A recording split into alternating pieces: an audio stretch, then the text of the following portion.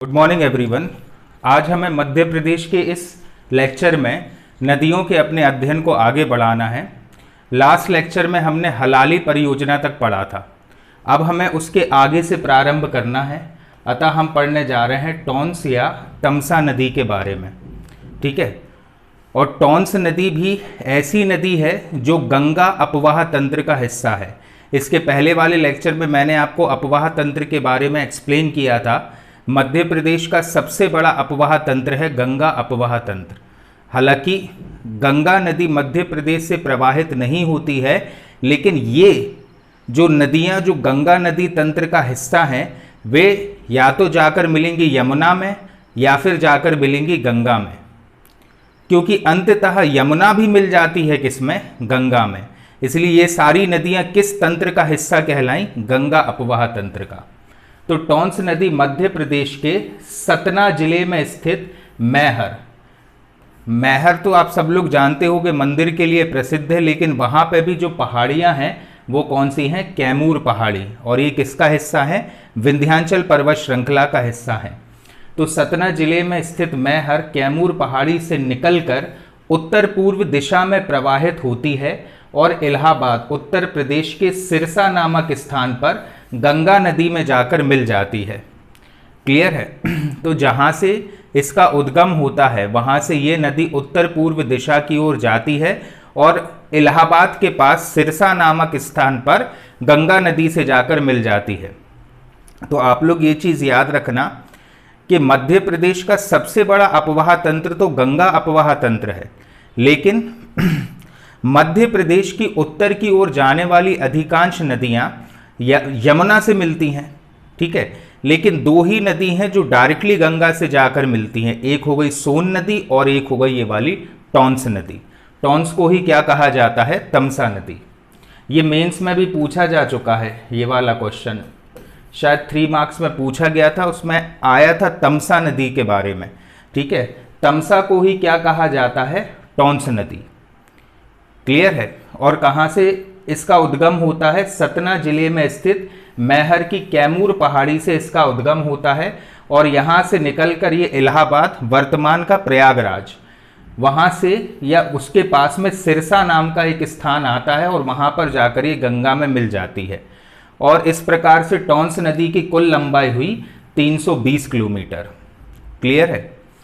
इसके बाद हम अध्ययन करते हैं किसका, सोन नदी का।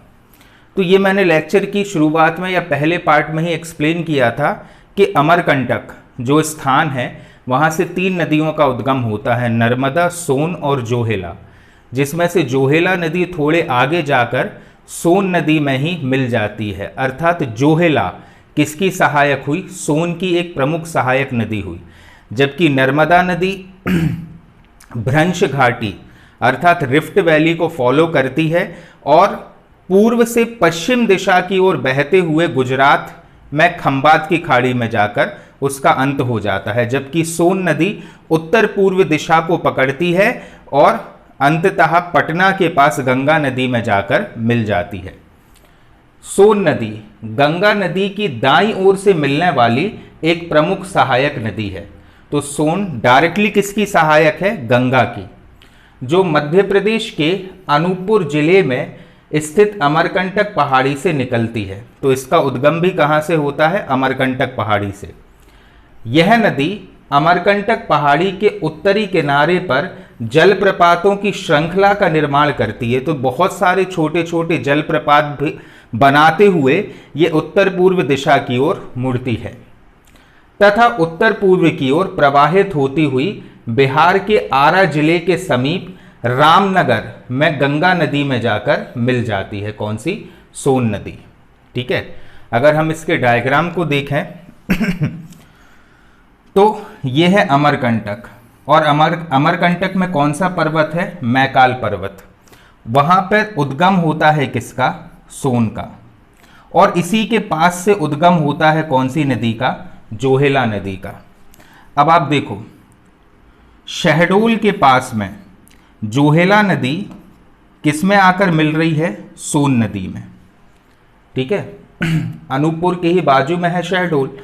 तो उत्तर पूर्व दिशा पकड़ ली किसने? सोन नदी ने। और उसी के बाजू से निकली जोहेला नदी, और जोहेला नदी भी शहडोल में जाकर मिल जाती है किससे? सोन नदी से। और फिर समग्र रूप से सोन नदी आगे उत्तर पूर्व दिशा की ओर प्रवाहित होती है। यहीं शहडोल में ही सोन नदी पर अवस्थित है बाण सागर परियोजना। कौन सी परियोजना अवस्थित है? बाण सागर परियोजना। ठीक है। फिर सीधी जिले, सिंगरौली जिले से होती हुई उत्तर प्रदेश में सोनभद्र में एंटर होती है। ठीक है। और ऊपर से आ रही है ये कौन सी? गंगा नदी। ठीक है। और फिर यहाँ से जाते हुए ये एंटर हो जाएगी कहाँ? बिहार में। और बिहार में पटना के पास में ये गंगा नदी में जाकर मिल जाएगी। ठीक है। अच्छे से देख लेना इस डायग्राम को। अमरकंटक की मैकाल पर्वत से उद्गम हो रहा है किसका? सोन का। और उसी के पास से उद्गम हो रहा है जोहेला का। और ये जो जोहेला नदी है ये शहडोल जिले में जाकर मिल जाती है किससे? सोन से। ठीक है। तो जोहेला किसकी सहायक हुई? सोन की। शहडोल जिले में ही सोन नदी पर बाण सागर परियोजना अवस्थित है। फिर सीधी सिंगरौली होते हुए उत्तर प्रदेश के सोनभद्र जिले में एंटर होती है सोन नदी। ठीक है। और सोनभद्र जिले में ही एक परियोजना भी अवस्थित है जिसका नाम है रिहंद परियोजना, जो हम ज्योग्राफी में पढ़ेंगे। ठीक है। जब हम पूरे भारत का भूगोल पढ़ेंगे उसमें। लेकिन आप लोग याद रखना ये रिहंद परियोजना कहाँ पर है? रिहंद नदी पर। और ये भी गंगा की एक सहायक नदी है, लेकिन कहाँ? सोनभद्र जिले में। फिर सोन नदी आगे एंटर होती है बिहार में, और बिहार में पटना के पास में, जैसे यहाँ पर दिया है आरा जिला, लेकिन पटना राजधानी है बिहार की, तो पटना के पास में ये गंगा नदी में जाकर मिल जाती है। तो इस प्रकार से मध्य प्रदेश के अमरकंटक से उद्गमित होकर बिहार के पटना के पास, मतलब बिहार के आरा जिले में ये जाकर मिल जाएगी किसमें? गंगा नदी में। अब सोन नदी के बहुत सारे नाम हैं। इसे नंद के नाम से भी जाना जाता है। सोन, सुवर्ण, सोनपालिका, सुभागदी, शोणभद्र, सोआ। टॉलमी ने इसको नाम दिया था सोआ। टॉलमी एक बहुत बड़े भूगोलविद थे, उन्होंने सोन को नाम दिया था सोआ नदी। और हिरण्यवाहा, ये उसके कुछ प्रचलित नाम है किसके? सोन नदी के। इसे स्वर्ण नदी भी कहा जाता है क्योंकि प्राचीन काल में इस नदी से बहुत सारे, कहना चाहिए, सोने की मुद्राएं भी प्राप्त होती थी या सोने के अवशेष प्राप्त होते थे, इसलिए इसे स्वर्ण नदी भी कहा जाता है। इसकी कुल लंबाई 780 किलोमीटर है। मतलब उद्गम से लेकर इसके समागम स्थान तक सोन नदी की कुल लंबाई है 780 किलोमीटर। ठीक है। जबकि मध्य प्रदेश में इसकी लंबाई मात्र 509 किलोमीटर है और इसका अपवाह क्षेत्र 17,900 किलोमीटर का है। क्लियर है? तो यहां पर याद क्या रखना है? सोन नदी की कुल लंबाई कितनी है? 780 किलोमीटर, जबकि मध्य प्रदेश में इसकी लंबाई 509 किलोमीटर की है। घग्घर, जोहेला, गोपद, रिहंद, कन्हार और उत्तरी कोयल आदि इसकी प्रमुख सहायक नदी है। जैसे जोहेला के बारे में तो अपन ने मैप से ही समझा था कि जोहेला का भी उद्गम अमरकंटक से ही होता है, लेकिन शहडोल में जाकर ये मिल जाती है किसमें? सोन नदी में। और सोन की प्रधान सहायक नदी है कौन सी? जोहेला। इसके अलावा गोपद, रिहंद, कन्हार, उत्तरी कोयल आदि इसकी अन्य प्रमुख सहायक नदियां हैं किसकी? सोन की। सोन नदी गंगा के दक्षिणी भाग में मिलने वाली सबसे बड़ी नदी है, जो कैमूर श्रेणी एवं छोटा नागपुर पठार के मध्य सीमा भी बनाती है। मतलब आप ये देखो कि बिहार का दक्षिणी इलाका, झारखंड और उड़ीसा, ये पूरे इलाके जिस पठार पर अवस्थित हैं वो पठार कहलाता है छोटा नागपुर पठार। ठीक है। और मध्य प्रदेश का जो उत्तर पूर्वी इलाका है वो है कैमूर श्रेणी वाला क्षेत्र। तो कैमूर श्रेणी और छोटा नागपुर के पठार के बीच में एक प्राकृतिक सीमा का निर्माण करती है कौन सी? सोन नदी। क्लियर है? सोन नदी में दुर्लभ प्रजाति के कछुए पाए जाते हैं। इसी में सोन घड़ियाल अभ्यारण्य भी अवस्थित है। हम ये सारी चीजें पढ़ेंगे कब? जब हम इन अभ्यारण्यों के बारे में पढ़ेंगे। लेकिन अभी आपको याद रखना है कि विभिन्न दुर्लभ प्रजाति के कछुए पाए जाते हैं सोन नदी पर, और सोन नदी में ही सोन घड़ियाल अभ्यारण्य अवस्थित है। ठीक है, अब हम बात करते हैं बाणसागर परियोजना की, जो हमने मैप पर देखा था अभी। कहां पर था ये? शहडोल में। अब इसी के बारे में हम डिटेल में पढ़ते हैं। मध्य प्रदेश के शहडोल का कौन सा स्थान है? देवलोध। शहडोल का एक इलाका है, कौन सा? देवलोध। देवलोध जिले में सोन नदी पर बाणसागर परियोजना अवस्थित है। तो शहडोल जिले के देवलोध नामक स्थान पर बाणसागर परियोजना सोन नदी पर अवस्थित है। यह मध्य प्रदेश, उत्तर प्रदेश और बिहार की संयुक्त परियोजना है। तो ये चीज भी याद रखना है। कितने जिले शामिल हैं बाणसागर परियोजना में? 3 जिले। कौन कौन से 3 जिले हैं? मध्य प्रदेश, उत्तर प्रदेश और बिहार। जहां जहां से सोन नदी होकर जा रही है वे सारे राज्य शामिल हैं इस बाणसागर परियोजना में। मतलब इन सारे राज्यों ने पैसा दिया था इस परियोजना के बनने में। इस परियोजना का निर्माण 1978 में प्रारंभ हुआ और वर्ष 2006 में पूरा हुआ। तो कब बनी ये परियोजना? 1978 में इसका कार्य प्रारंभ हुआ था और 2006 में ये परियोजना बनकर तैयार हुई। इस बांध के जल एवं इसके निर्माण की लागत का बंटवारा मध्य प्रदेश, उत्तर प्रदेश और बिहार में 2:1:1 में किया गया है।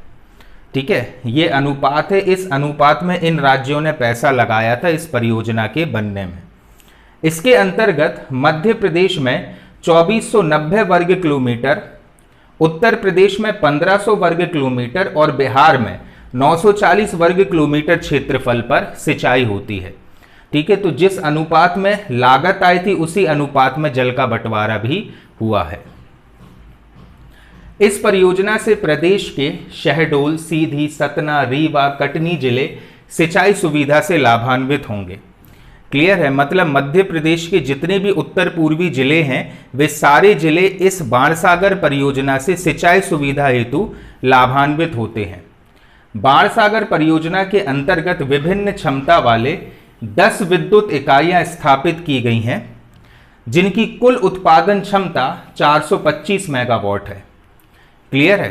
तो कितनी इकाइयां यहां पर स्थापित हैं? यहां पर स्थापित हैं 10 विद्युत इकाइयां। ठीक है, बाणसागर परियोजना पर अब देखो, बाणसागर परियोजना तो एक बहुत बड़ी परियोजना है।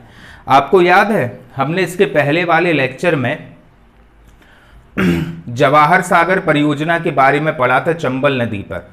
और जवाहर सागर परियोजना से जब जल छोड़ा जाता है तो उसी के आगे एक छोटा सा बांध बना हुआ है जिसको कहा जाता है कोटा बैराज बांध।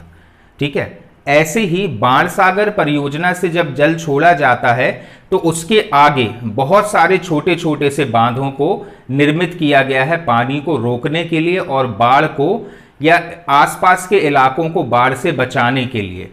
और वे जो छोटे छोटे से बांध हैं जो बाणसागर परियोजना के सहायक बांध कहलाते हैं वे हैं अनबार बांध, बकेली बांध, भितरी बांध, कदबारी बांध और झिन्ना बांध।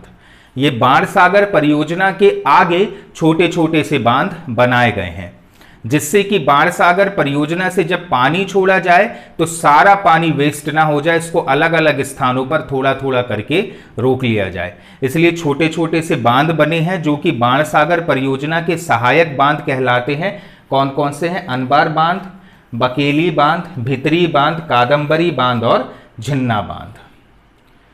क्लियर है? अब हमने केन नदी के बारे में पढ़ लिया था पहले ही और बेतवा नदी के बारे में पढ़ लिया था। ठीक है, अब हम पढ़ने जा रहे हैं केन बेतवा लिंक परियोजना के बारे में। तो बेतवा नदी को आपको क्लियर ही होगा कि ये इस इलाके से उदित होती है। ठीक है, और केन नदी अपने सतना वाले इलाके से उदित होती है। तो इन दोनों को लिंक करने के लिए एक नहर बनाई जा रही है जिससे कि बेतवा नदी और केन नदी एक दूसरे से लिंक हो जाए। यही है केन बेतवा लिंक परियोजना। और इस परियोजना से जो नहर बनाई जा रही है वह पन्ना टाइगर रिजर्व से होकर गुजरेगी। इसीलिए इसका निर्माण कार्य थोड़ा स्लो चल रहा है क्योंकि कहां से होकर गुजर रही है ये पूरी लिंक, ये गुजर रही है पन्ना टाइगर रिजर्व से होकर। ठीक है, और इस इलाके में पानी की जो समस्या होती थी वो पूरी समस्या का समाधान हो जाएगा केन बेतवा को लिंक करने से। लेकिन इसकी रोचक चीज क्या है? रोचक चीज ये है कि पूरे भारत में ये सबसे पहला प्रोजेक्ट है जिसमें इन दो नदियों को लिंक किया जा रहा है। ठीक है, इसका शुभारंभ 25 अगस्त 2005 को प्रायद्वीपीय नदी विकास योजना के अंतर्गत किया गया। ठीक है, तो कब शुभारंभ हुआ केन बेतवा लिंक परियोजना का? 25 अगस्त 2005 को। इस परियोजना का नाम है अमृत क्रांति। ठीक है, और ये किसकी कहना चाहिए, किसकी मनोवृत्ति थी? स्वयं अटल बिहारी वाजपेयी ने अमृत क्रांति योजना का पूरा कहना चाहिए खाका तैयार किया था, या उन्हीं की मनोवृत्ति थी जो उन्होंने सबसे पहला कॉन्सेप्ट दिया था कि भारत की सारी नदियों को एक दूसरे से लिंक होना चाहिए। अमृत क्रांति के नाम से शुरू की गई यह परियोजना देश की प्रमुख नदियों को जोड़ने की दिशा में एक महत्वपूर्ण पहल है। तो केंद्र सरकार की कौन सी योजना है जिसके तहत विभिन्न नदियों को जोड़ा जा रहा है? उसका नाम है अमृत क्रांति योजना। ठीक है, यह अन्य राज्यों को अपने जल विवाद निपटारे हेतु प्रेरित करेगी। मतलब जब सारी नदियां एक दूसरे से जुड़ जाएंगी तो जिस नदी में बाढ़ आती है और पानी महज बर्बाद ही हो जाता है, वो पानी उन इलाकों में यूटिलाइज हो सकता है जो इलाके सूखे से प्रभावित हैं। ठीक है, उत्तर प्रदेश एवं मध्य प्रदेश की इस संयुक्त परियोजना के अंतर्गत केन और बेतवा नदियों को जोड़ा जाएगा, जिससे दोनों राज्यों के जल की आपूर्ति वाले कई क्षेत्रों में पेयजल एवं सिंचाई की पर्याप्त जल सुविधा उपलब्ध हो सके। ठीक है, तो ये जो केन बेतवा लिंक परियोजना है ये किन दो राज्यों की परियोजना है? मध्य प्रदेश की और उत्तर प्रदेश की। और इन दोनों, क्योंकि बुंदेलखंड का आधा हिस्सा उत्तर प्रदेश में भी आता है और ये सूखे से प्रभावित इलाके थे, लेकिन अगर ये दोनों नदियों का जल एक दूसरे से लिंक हो जाता है तो पेयजल और सिंचाई सुविधा इन दो राज्यों में बहुतायत मात्रा में उपलब्ध हो सकेगी। इस परियोजना से 8.81 लाख हेक्टेयर क्षेत्र में सिंचाई सुविधा और 72 मेगावाट जल विद्युत का उत्पादन होगा। तो 8.81 लाख हेक्टेयर क्षेत्र बहुत बड़ा एरिया कहलाता है। तो इतने बड़े एरिया में सिंचाई सुविधा उपलब्ध होगी और 72 मेगावाट विद्युत का भी उत्पादन हो सकेगा। वर्ष 2017 में केन बेतवा परियोजना के अंतर्गत 73 मीटर ऊंचा दौधन बांध और 231 किलोमीटर लंबी नहर निर्मित की गई है। क्लियर है? आप याद रखना इस चीज को, बेतवा नदी को केन नदी से जोड़ने के लिए जो नहर का निर्माण किया जा रहा है वो नहर 231 किलोमीटर लंबी है और बीच में एक बांध का भी निर्माण किया जा रहा है जिसका नाम है दौधन बांध। तो केन और बेतवा को लिंक करने वाला बांध कौन सा होगा? ये दौधन बांध। क्लियर है? जो बेतवा नदी पर निर्मित बरुआ सागर जलाशय से जोड़ी गई है। बेतवा नदी पर बरुआ सागर जलाशय है, वहीं से नहर काटकर लाई गई है कहां? केन नदी तक, और बीच में एक बांध भी बनाया गया है, उस बांध का नाम है दौधन बांध। क्लियर है? तो इस प्रकार से लिंक किया जा रहा है किसे? केन नदी को किससे? बेतवा नदी से। अब यहां पर खत्म होता है क्या? गंगा नदी का अपवाह तंत्र, और हम शुरू करने जा रहे हैं नर्मदा नदी का अपवाह तंत्र। ठीक है, तो नर्मदा अपवाह तंत्र मध्य प्रदेश का दूसरा सबसे बड़ा अपवाह तंत्र है। तो पहला सबसे बड़ा अपवाह तंत्र कौन सा हुआ? पहला सबसे बड़ा अपवाह तंत्र हुआ गंगा नदी का। ठीक है, और दूसरा सबसे बड़ा अपवाह तंत्र नर्मदा नदी का, जो 85,930 वर्ग किलोमीटर क्षेत्र पर विस्तृत है। मतलब ये जो नर्मदा नदी का अपवाह तंत्र है ये 85,930 वर्ग किलोमीटर क्षेत्रफल पर विस्तारित है और इसका 89.9% भाग मध्य प्रदेश में विस्तृत है। तो नर्मदा नदी, अब देखो पहले लेक्चर में मैंने ये सारी चीजें आपको क्लियर कर दी थी कि अपवाह तंत्र क्या होता है, और फिर से मैं बता देता हूं, अपवाह तंत्र एक जाल है, सहायक नदी और मुख्य नदी का एक पूरा क्षेत्र जहां जहां से नदी प्रवाहित हो रही है, एक तो मुख्य नदी निकल रही है, उसमें बहुत सारी सहायक नदी आ आकर जुड़ती जा रही हैं, तो उन्होंने एक जाल का निर्माण कर लिया। जैसे एक मुख्य नदी निकली और उसी में आकर बहुत सारी सहायक नदी जुड़ गई, तो क्या हुआ, एक जाल का निर्माण हुआ कि नहीं, यही कहलाता है अपवाह तंत्र।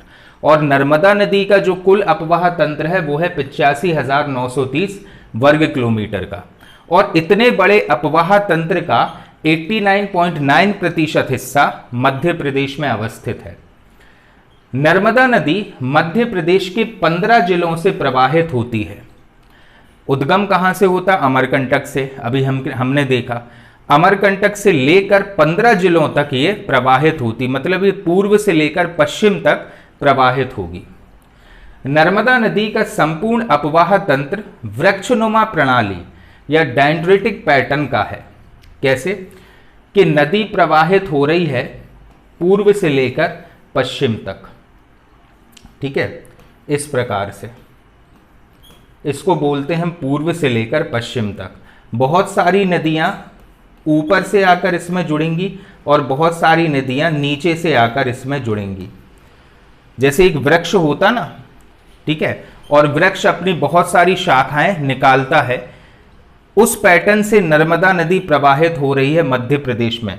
उसका मार्ग क्या है, पूर्व से लेकर पश्चिम तक, ठीक है, लेकिन रास्ते में बहुत सारी सहायक नदियां आ आकर उससे जुड़ जाती हैं। इसलिए नर्मदा नदी का जो एक पैटर्न बन रहा है वो है वृक्षनुमा प्रणाली, या फिर इसे ही कहा जाता है डेंड्रेटिक पैटर्न, ठीक है। नर्मदा नदी प्रायद्वीपीय भारत की अन्य नदियों के विपरीत सदावाहिनी है। सदावाहिनी है मतलब हमेशा इसमें जल रहता है। इसका मुख्य कारण रह मिट्टी की उपस्थिति है। मतलब नर्मदा नदी के अंदर जो गाद है, गाद मतलब सिल्ट, सामान्य शब्दों में इसे हम कहते हैं मिट्टी। वो किस प्रकार की मिट्टी है, रह मिट्टी है। और रह मिट्टी की खासियत ये होती है कि रह मिट्टी धरातल के ऊपर जमी हुई है और उस मिट्टी के ऊपर से पानी का प्रवाह हो रहा है। यही कारण है कि नर्मदा का पानी धरती के अंदर नहीं जाता, क्योंकि नर्मदा नदी के धरातल पर रह मिट्टी है, इसलिए नदी का पानी सूखता नहीं है। जो हमारा धरातल है वो नर्मदा नदी का पानी नहीं सोख सकता है, क्योंकि यहां पर जो नर्मदा नदी के अंदर साइड जो रेत पाई जा रही है वो किस प्रकार की है, रह मिट्टी, जिससे पानी सोखने की क्षमता कम हो जाती है। क्लियर है। और यही कारण है कि नर्मदा नदी के जल से रेत का उत्खनन समाप्त करने की कवायद चल रही है, क्योंकि अगर उसके धरातल से बहुत सारी रेत निकालते जाएंगे तो ये जो रह मिट्टी है वो समाप्त हो जाएगी और अंततः नर्मदा नदी भी सूख जाएगी। इसीलिए 2017 में शिवराज सिंह चौहान सरकार ने नर्मदा नदी को जीवंत इकाई घोषित किया था, और अगर इस पर उत्खनन किया जा रहा है तो एक जीवित व्यक्ति को मारा जा रहा है और उसके लिए फिर सजा दी जाएगी। ठीक है। ऐसा क्यों करना पड़ा? ऐसा इसलिए करना पड़ा कि अगर रेत निकालेंगे नर्मदा नदी से तो ये रह मिट्टी खत्म हो जाएगी और नदी का पानी कहां सोख लिया जाएगा, धरती के अंदर। ठीक है। नर्मदा नदी मैकाल पर्वत श्रेणी के समीप अमरकंटक पहाड़ी से निकलती है। तो उद्गम कहां से होता है इसका? इसका उद्गम होता है अनूपपुर जिले की तहसील है पुष्पराजगढ़ तहसील। जिला कौन सा है? अनूपपुर। तहसील कौन सी है? पुष्पराजगढ़ तहसील। और हमने पूरी ज्योग्राफी पढ़ी है एमपी की, तो हमें मालूम है कि उस इलाके में सतपुड़ा पर्वत श्रृंखला का पूर्वी विस्तार है, और जो पर्वत वहां पर अवस्थित है वो है मैकाल पर्वत, और मैकाल पर्वत का एक हिस्सा है अमरकंटक। उस अमरकंटक हिस्से से उद्गम होता है किसका? नर्मदा नदी का। यह दक्षिण में सतपुड़ा और उत्तर में विंध्याचल पर्वत श्रेणियों के मध्य भ्रंश घाटी में प्रवाहित होती है। यह चीज भी हमें मालूम है क्योंकि हमने ये ऑलरेडी पढ़ लिया है कि उत्तर में कौन सी पर्वत श्रृंखला है? उत्तर में है आपकी विंध्याचल। ठीक है। फिर बह रही है कौन सी? नर्मदा नदी। किस डायरेक्शन में? पूर्व से पश्चिम की तरफ। और नीचे आ जाएगी कौन सी? सतपुड़ा पर्वत श्रृंखला। ऊपर है विंध्याचल और नीचे है सतपुड़ा। उत्तर में विंध्याचल, दक्षिण में सतपुड़ा और बीच में प्रवाहित हो रही है कौन सी? नर्मदा नदी। ठीक है। और दो पहाड़ियों के बीच में अगर नदी घाटी बनाकर प्रवाहित होती है तो उसे बोलते हैं हम भ्रंश घाटी या फिर रिफ्ट वैली। तो नर्मदा भी किस प्रकार की घाटी में प्रवाहित हो रही है? ये प्रवाहित हो रही है भ्रंश घाटी में। ठीक है। अब यह गुजरात में स्थित भड़ौच, भड़ौच एक बहुत बड़ा बंदरगाह है गुजरात में। गुजरात में स्थित भड़ौच के समीप कैम्बे, खंबात की खाड़ी अरब सागर में जाकर मिल जाती है। ठीक है। तो उद्गम कहां पर हुआ? अमरकंटक में। ठीक है। पूर्व से पश्चिम दिशा में, उत्तर में विंध्याचल, दक्षिण में सतपुड़ा, उनके बीच में प्रवाहित हो रही है और जिस घाटी का निर्माण कर रही है वो घाटी है भ्रंश घाटी और अंततः ये जाकर गिर जाती है गुजरात में। ठीक है। नर्मदा नदी के बहुत सारे नाम हैं। मैकल सुता, साखरी, सोमू देवी, रेवा, सोमप्रभा, शिवपुत्री, निबुद्धा, कुमारी, कावेरी। मतलब ओमकारेश्वर का जो क्षेत्र है वहां पर इसे कहा जाता है क्या? कावेरी। ठीक है। नमोदोस या नामदासी, ये दिया था इसे नाम टॉलमी ने। क्लियर है। ये उपनाम भी आपको याद रखने हैं। भ्रंश घाटी से प्रवाहित होने के कारण नर्मदा नदी में अवसादों का अभाव है क्योंकि ये बह रही है किसमें? भ्रंश घाटी में।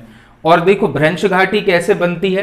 दो पर्वत श्रृंखलाओं के बीच की जो घाटी होती है वो कहलाती है क्या? भ्रंश घाटी। यहां पर मिट्टी विट्टी नहीं होती। ठीक है। यहां हम ये बोल सकते हैं कि अवसाद इसमें बहुत ही कम पाया जाता है। अवसाद मतलब टुकड़ैल बुकड़ैल। ठीक है। ये बहुत ही कम होता है किसमें? नर्मदा नदी में, जिसके कारण यह अपने मुहाने पर डेल्टा का निर्माण ना करके 27 किलोमीटर लंबे ज्वार नदमुख अर्थात एस्चुरी का निर्माण करती है। तो अब इसके बारे में समझना आप लोग ध्यान से। देखो अब यहां पर फोकस करना।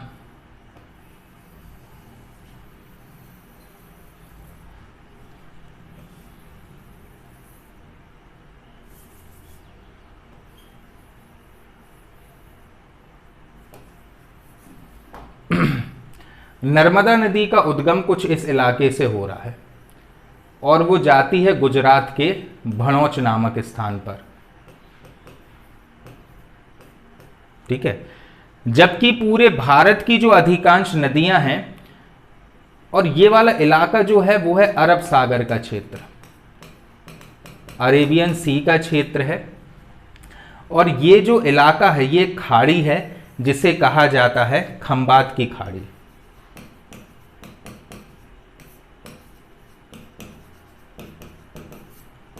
क्या बोलते हैं इस इलाके को? खंबात की खाड़ी।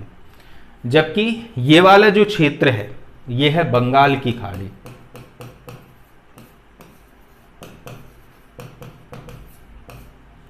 ठीक है। नर्मदा नदी कहां पर जाकर गिर रही है? ये गिर रही है खंबात की खाड़ी में। और कौन सा इलाका आ जाएगा? ये अरब सागर का यहां पर क्षेत्र आ जाएगा। ठीक है। अब देखना, कहते हैं कि नर्मदा नदी जो है ये ज्वार नदमुख अर्थात एस्चुरी, इंग्लिश में इसी को बोलते हैं एस्चुरी, का निर्माण करती है। क्योंकि इसके जल में, क्योंकि ये भ्रंश घाटी में बहती है इसलिए इसके जल में अवसाद की बहुत ज्यादा कमी है। अब क्योंकि नर्मदा नदी बह रही है पूर्व से पश्चिम की ओर, तो पश्चिम की ओर जितनी भी नदियां बहती हैं ये सारी नदियां अपने मुहाने पर, मुहाना वो स्थान होता है जब कोई सी नदी समुद्र में जाकर मिलती है, उस स्थान को कहा जाता है नदी का मुहाना। ठीक है। तो मुहाने पर यह काय का निर्माण कर रही है? ज्वार नदमुख का निर्माण कर रही है। ठीक है। अब ज्वार नदमुख का निर्माण कर रही है और कुछ नदियां जो बंगाल की खाड़ी में जाकर गिरती हैं इस प्रकार से, जैसे गोदावरी, कृष्णा, कावेरी, ये जो नदियां हैं ये ज्वार नदमुख के स्थान पर बनाती हैं डेल्टा। क्या बनाती हैं ये? डेल्टा।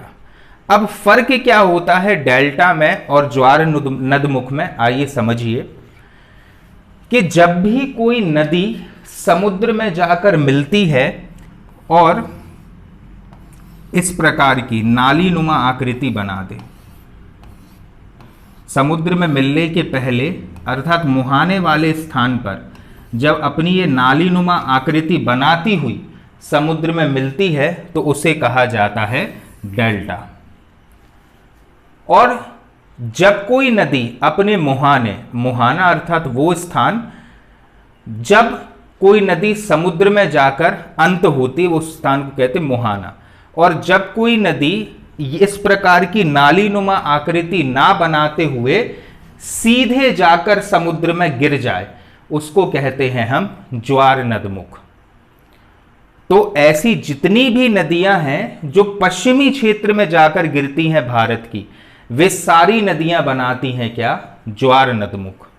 और ऐसी जितनी भी नदियां हैं जो पूर्वी क्षेत्र में गिरती हैं भारत के, वे बनाती हैं डेल्टा।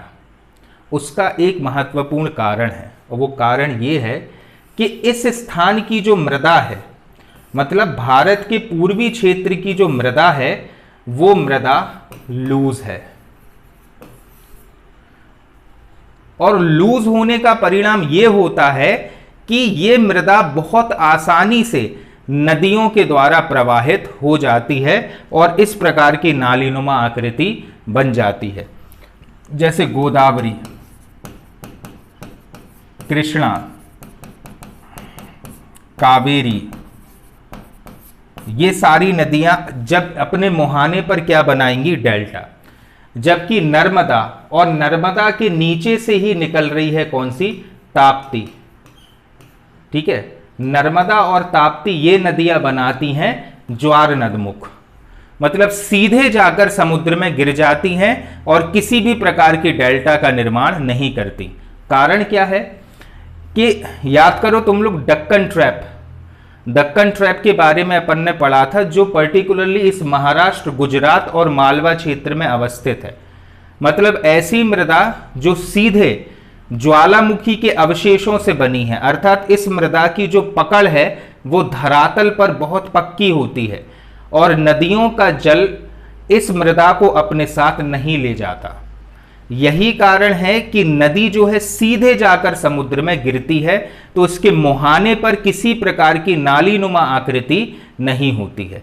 उसको कहते हैं हम ज्वार नदमुख और इंग्लिश में कहा जाता है उसे एस्चुरी। इसीलिए नर्मदा और ताप्ती दोनों नदियां कहां से कहां बह रही हैं? पूर्व से लेकर पश्चिम दिशा की ओर बह रही हैं।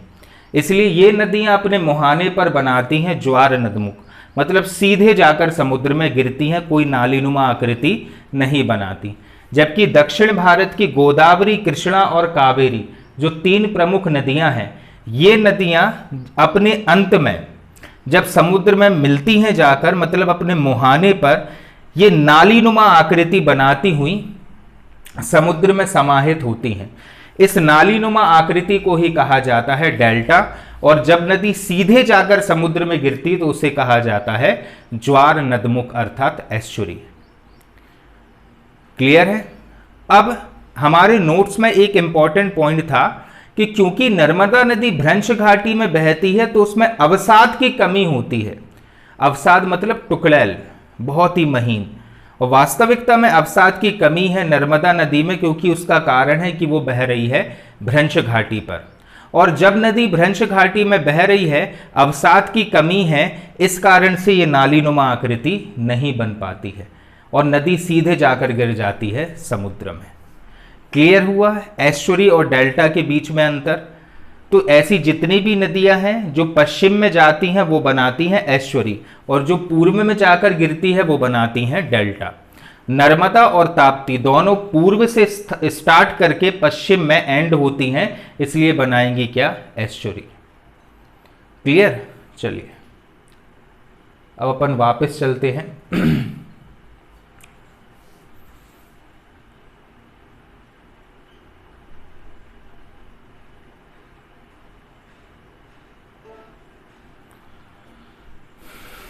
अरब सागर में गिरने वाली यह नदी प्रायद्वीपीय भारत की सबसे लंबी नदी है, जिसकी कुल लंबाई 1312 किलोमीटर है। अब तो मैं इसका भी मीनिंग क्लियर है कि प्रायद्वीपीय भारत क्या होता है। और नर्मदा नदी की कुल लंबाई मतलब अपने उद्गम स्थान से अपने समागम स्थान तक मतलब भड़ौच तक कुल लंबाई कितनी है? 1312 किलोमीटर। जबकि मध्य प्रदेश में इस नदी की लंबाई 1077 किलोमीटर है। क्लियर है? तो डिफरेंस क्लियर हो गया अब हमें एस्चुरी और डेल्टा के बीच में। नर्मदा नदी प्रायद्वीपीय भारत की सबसे बड़ी नदी है जो अरब सागर में जाकर गिरती है। और कितनी लंबाई है इसकी? 1312 किलोमीटर। और ये मध्य प्रदेश में इसकी लंबाई है 1077 किलोमीटर। ठीक है। नर्मदा भारत की हृदय रेखा और मध्य प्रदेश की जीवन रेखा भी कहलाती है। ठीक है, क्योंकि मध्य भारत का पूरा इलाका नर्मदा नदी से ही सिंचित है और मध्य प्रदेश को बोला जाता है भारत का हृदय प्रदेश। इसीलिए कहा गया है कि नर्मदा नदी भारत की हृदय रेखा है और मध्य प्रदेश की जीवन रेखा है। यह राज्य की प्रथम नदी है जिसे वर्ष 2017 में जीवित नदी का दर्जा प्राप्त हुआ है। यही चीज मैंने आपको लेक्चर की शुरुआत में भी बताई थी कि इससे 2017 में जीवित नदी का दर्जा प्राप्त हुआ है, जिसका अहम कारण है कि नर्मदा में जो रेत का उत्खनन हो रहा है उस उत्खनन को समाप्त किया जाए, क्योंकि रह प्रकार की मृदा अगर नर्मदा से खत्म हो गई तो ये सदावाहिनी नहीं बचेगी, ये नदी भी सूख जाएगी। इसीलिए 2017 में इसे दर्जा दिया गया है जीवित नदी का। क्लियर है? मध्य प्रदेश में नर्मदा नदी की सर्वाधिक 41 सहायक नदियां हैं।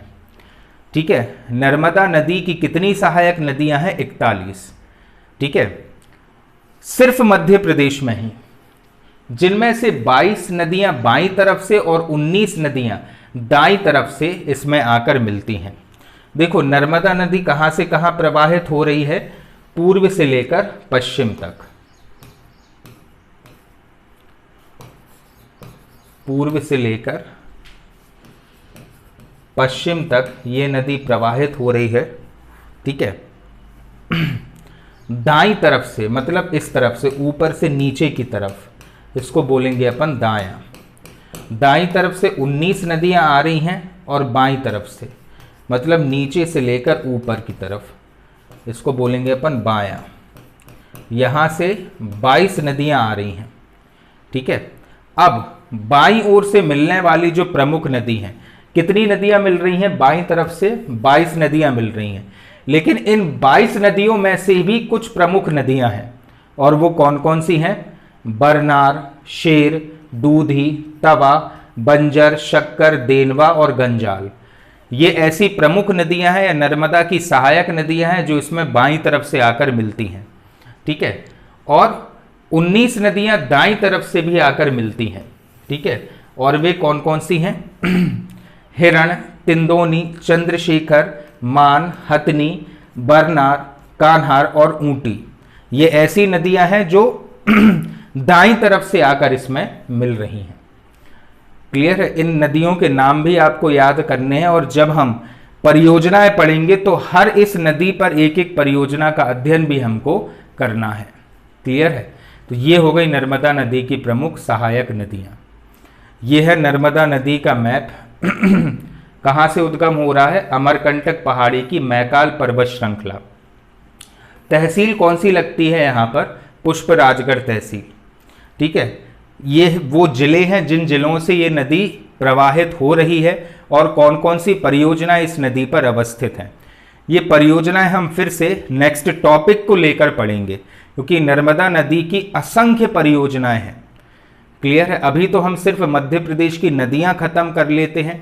आप सारी नदियों के डायरेक्शन जान लो, फिर हर नदी में कौन कौन से जलप्रपात हैं, साथ ही कौन कौन सी परियोजनाएं हैं, वो हम एक नेक्स्ट टॉपिक बनाकर उसको पढ़ेंगे।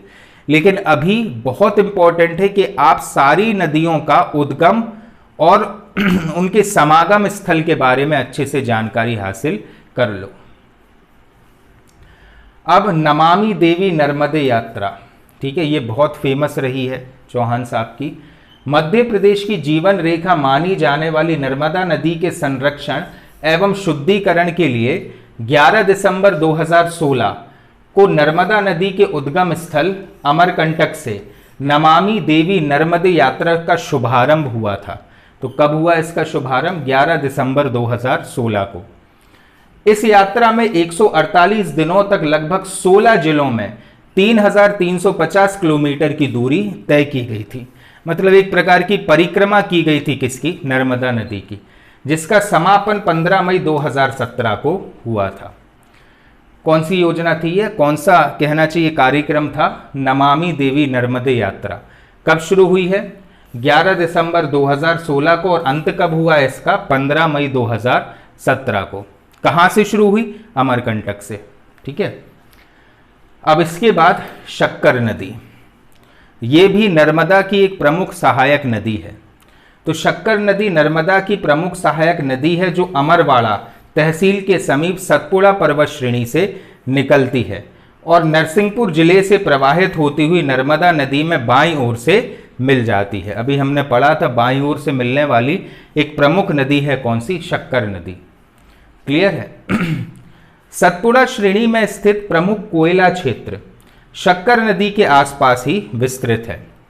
ठीक है। तो छिंदवाड़ा के आसपास आता है अमरवाड़ा तहसील, वहां से उद्गम होता है शक्कर का, उत्तर की ओर प्रवाहित होती है और नरसिंहपुर जिले में आकर नर्मदा नदी में मिल जाती है। शक्कर नदी पर नरसिंहपुर जिले में चिंकी परियोजना प्रस्तावित है। याद रखना, ये छोटे छोटे से क्वेश्चन अराइज होते हैं। कौन सी परियोजना प्रस्तावित है यहां पर? चिंकी परियोजना। किस पर? शक्कर नदी पर। कौन से जिले में?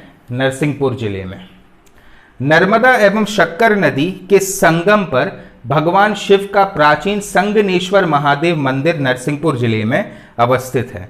बहुत ही कहना चाहिए प्राचीन एवं जाना माना स्पॉट है। कौन सा? संगनेश्वर मंदिर नरसिंहपुर जिले में, जो समागम स्थल पर है, जहां पर शक्कर नदी नर्मदा नदी से आकर समाहित होती, उस स्थान पर अवस्थित है। कौन सा? संगनेश्वर महादेव मंदिर। ठीक है। इसके बाद आती है सीता रेवा नदी।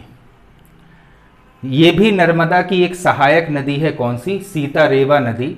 इसका उद्गम भी छिंदवाड़ा जिले के छींद गांव में होता है। अमरवाड़ा में हो रहा था शक्कर नदी का, और सीता रेवा नदी का उद्गम हो रहा है छिंदवाड़ा जिले के छींद गांव में। यह गाडरवाड़ा, ये भी नरसिंहपुर में आता है, गाडरवाड़ा के समीप नर्मदा नदी में जाकर मिल जाती है, और इस नदी का स्थानीय नाम वाराही गंगा है।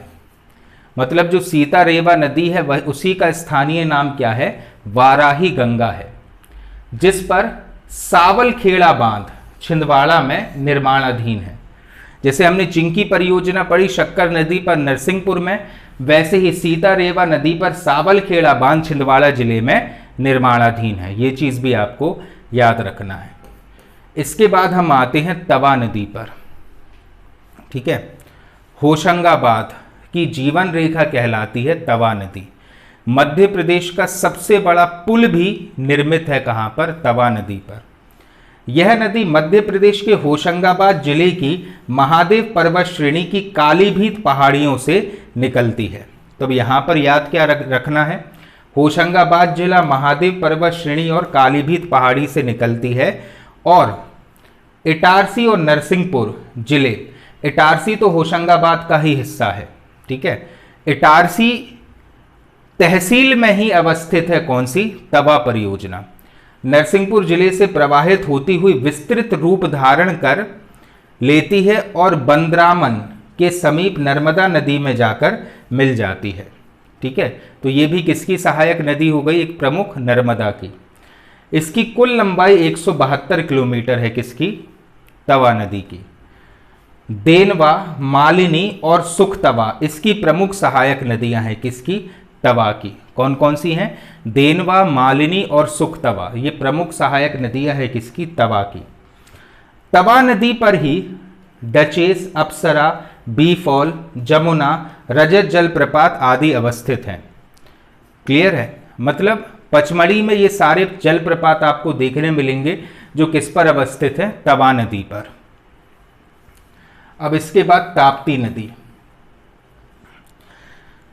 जैसे जो कॉन्सेप्ट हमने नर्मदा नदी में समझे हैं वही कॉन्सेप्ट ताप्ती पर भी लागू होते हैं। इसलिए लागू होते हैं क्योंकि ताप्ती भी भ्रंश घाटी में बहती है और नर्मदा के पैरेलल, बिल्कुल उसके समानांतर बहती है।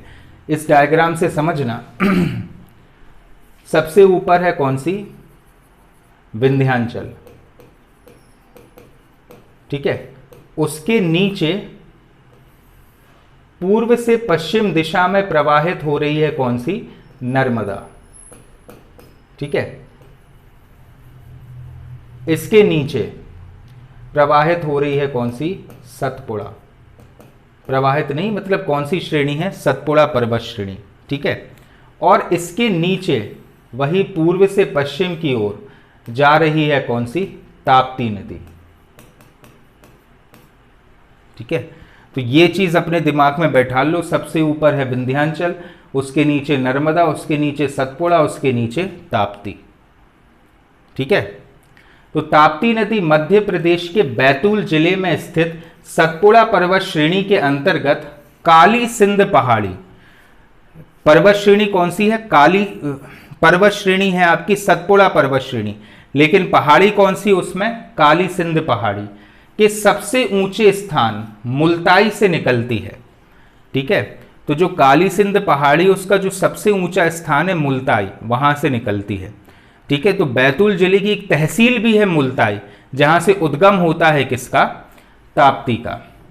यह भ्रंश घाटी में नर्मदा नदी के समानांतर पूर्व से पश्चिम दिशा में प्रवाहित होती हुई खंबात की खाड़ी अरब सागर में गिरती है। तो जो चीज अभी अपन ने डायग्राम में समझी थी, वही नर्मदा में वही पूरी चीजें या सारे फैक्ट्स लागू होंगे किस पर? ताप्ती नदी पर। भ्रंश घाटी में बहती है, पूर्व से पश्चिम दिशा में जाती है, इसलिए ये भी एस्चुरी का निर्माण करेगी, मतलब ज्वार नदमुख का निर्माण करेगी, डेल्टा का निर्माण नहीं करेगी। यह अपने मुहाने पर ज्वार नदमुख अर्थात एस्चुरी का निर्माण करती है। देखो यह है मुल्ताई, जो कि उद्गम स्थान है किसका? ताप्ती का। यहां से ये प्रवाहित होती है, बहुत सारे बांध इस पर हैं, हम सारे बांधों का अध्ययन करेंगे, ठीक है। कुछ हिस्सा इसका महाराष्ट्र में भी आता है और कुछ हिस्सा इसका गुजरात में भी आता है, और अंततः सूरत के पास ये खंबात की खाड़ी में जाकर गिर जाती है, ठीक है। बहुत सारी परियोजनाएं भी इस पर हैं और बहुत सारे बांधों का अध्ययन हमें करना है, लेकिन वो हम एक नेक्स्ट सेक्शन में करेंगे। जितने बांध पढ़ा भी दिए हैं, जैसे चंबल के मैंने सारी परियोजनाएं पढ़ा दी, वो परियोजनाएं भी हम शुरू से लेकर फिर से पढ़ लेंगे, ठीक है। लेकिन अभी इस लेक्चर में ये इंपॉर्टेंट है कि आप इन सारी चीजों के, इन सारी नदियों के डायरेक्शंस को अच्छे से याद कर लें, ठीक है। अब ताप्ती के बहुत सारे नाम भी हैं, जैसे सूर्य की पुत्री, सुरसुता, तापी, पायुषणी अर्थात गर्म जल वाली नदी, ठीक है। इसी को ताप्ती को ही कहा जाता है क्या? सूर्य की पुत्री। इसकी कुल लंबाई 724 किलोमीटर है, मतलब उद्गम से लेकर अपने समागम तक इसकी कुल लंबाई कितनी है? 724 किलोमीटर। परंतु मध्य प्रदेश में यह सिर्फ 279 किलोमीटर ही प्रवाहित होती है, जबकि महाराष्ट्र में 270 और गुजरात में 175 किलोमीटर इसका प्रवाह है, ठीक है। आपको तो कुल लंबाई याद रखनी 724 और मध्य प्रदेश में 279 किलोमीटर इसका प्रवाह है। और इसका कुल अपवाह क्षेत्र 64,874 वर्ग किलोमीटर का है, जिसमें मध्य प्रदेश में मात्र 9,804 वर्ग किलोमीटर का क्षेत्र ही अवस्थित है। यह नदी मध्य प्रदेश और महाराष्ट्र के मध्य प्राकृतिक सीमा का निर्धारण भी करती है, मतलब मध्य प्रदेश और महाराष्ट्र के बीच की प्राकृतिक सीमा भी बनाती है कौन सी? यह ताप्ती नदी।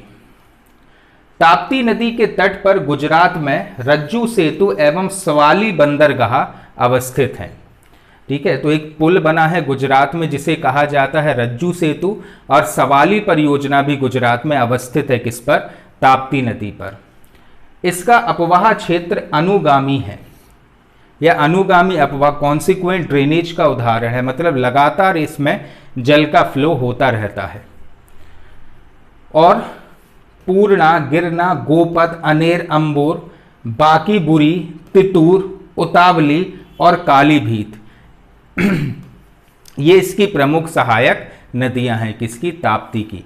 तो बिल्कुल वही फैक्ट्स ताप्ती पर लागू होंगे जो हमने नर्मदा में पढ़े हैं। अब इन पर कौन कौन से बांध बने हैं, ठीक है, और कौन कौन सी परियोजना इन नदी पर संचालित है, वो हम एक नेक्स्ट टॉपिक बनाकर पढ़ेंगे। इन परियोजनाओं को समझने से पहले ये बहुत ही आवश्यक है कि आप मध्य प्रदेश की सारी नदी से, सभी प्रकार की नदियों से परिचित हो जाओ। एंड में मैं आपको एक मैप भी दूंगा, उन सारे मैप पर नदियों के डायरेक्शन हैं, या पहले लेक्चर में मैं ऑलरेडी दे चुका हूं आपको, फिर से दे दूंगा आपको, ठीक है। उन सारी नदियों के डायरेक्शन आपको भली भांति दिमाग में फीड होने चाहिए, तभी मैं नदी घाटी परियोजनाएं मेरे द्वारा पढ़ाई गई आपको बहुत अच्छे से समझ में आएंगी। जनरल स्टडीज में किसी भी प्रकार की ट्रिक काम में नहीं करती है, ये सब फालतू और ढोर लोगों के काम है ट्रिक से पढ़ाना और ट्रिक से समझाना। अनगिनत कॉन्सेप्ट हैं जनरल स्टडीज में, हर कॉन्सेप्ट की अगर ट्रिक बनाओगे तो पागल हो जाओगे, पागल खाने में दिखोगे थोड़े दिनों बाद, चींचू चाचू ची ऐसे करते करते। आपको कॉन्सेप्ट पर फोकस करना है और डेली रिवीजन करना है, तुरंत सिलेक्शन होगा। जहां रिवीजन छूटा सिलेक्शन छूटा। जनरल स्टडीज में आपके रिवीजन के अलावा और दूसरी कोई चीज काम में नहीं आएगी, सिर्फ आपका रिवीजन है जो आपको सिलेक्शन दिलाएगा। ट्रिक व्रिक के चक्कर में कभी मत पड़ना। क्लियर है? अब इसके आगे हम नेक्स्ट लेक्चर में पढ़ेंगे।